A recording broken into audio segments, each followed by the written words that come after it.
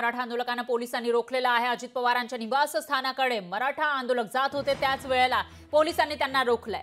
तर मराठा समाज अजित पवारांच्या घराबाहेर आंदोलन करणार होता, पण मराठा समाजाच्या आंदोलकांना पोलिसांनी रोखलेलं आहे। रमेश केरेंसह मराठा आंदोलक पोलिसांच्या ताब्यात आहेत। राष्ट्रवादीने आरक्षणाबाबत आपली भूमिका स्पष्ट करावी अशी मागणी मराठा आंदोलकांची आहे। मातोश्रीनंतर मराठा समाजाचं आता देवगिरीवर आंदोलन पाहायला मिळालं आहे। आज सकाळी 11:30 वाजता आपण राज्याचे उपमुख्यमंत्री आणि राष्ट्रवादीचे राष्ट्रीय अध्यक्ष अजित पवार यांनी आपली भूमिका स्पष्ट करावी आरक्षणाविषयी अशी मागणी करत मराठा आंदोलकांनी धडक आंदोलन देणार असल्याचं सांगितलं होतं। अजित पवारांच्या शासकीय निवासस्थानी जाण्यासाठी त्यांनी आंदोलन पुकारलं, पण पोलिसांनी त्याआधीच या आंदोलकांना ताब्यात घेतलं।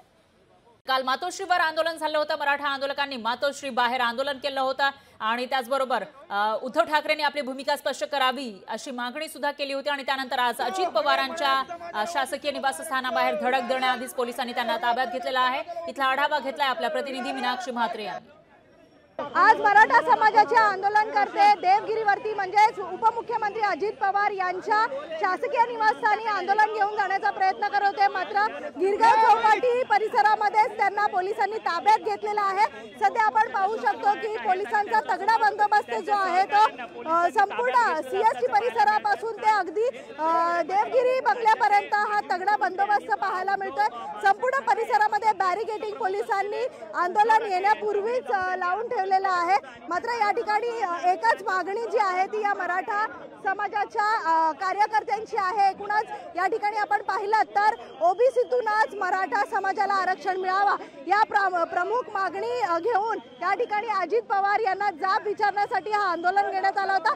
सध्या आपण पाहू शकतो की पोलिसांनी या सगळ्याच आंदोलनकर्त्यांना ताब्यात घेतलेला आहे।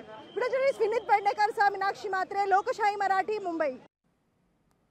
तर रमेश केरेंनी यावर काय प्रतिक्रिया दिली आहे तेही बघूयात। आज आम्ही अजितदादांच्या घरी जाणार आणि अजितदादांना विचारणार की तुमच्या पक्षाची भूमिका काय आहे।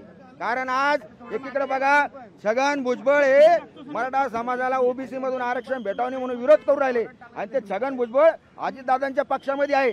त्यामुळे अजितदादांना आम्ही विचारणार की मराठा समाजाला ओबीसी मधून आरक्षण भेटावं म्हणून तुमची काय भूमिका आहे, ती भूमिका स्पष्ट करा। लोकशाही मराठी ऐका, पहा, जागरूक रहा।